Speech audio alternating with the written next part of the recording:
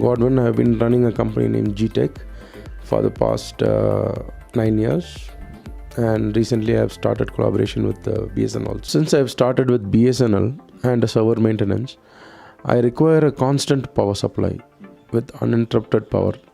But here we always have a power fluctuation, and moreover, since I am running a server, they wanted me to convert to a commercial system. So I just worked out the cost, and I felt that instead of going for a commercial system, I can go for a solar system that can provide me 24/7 power supply, and I can uphold my servers also.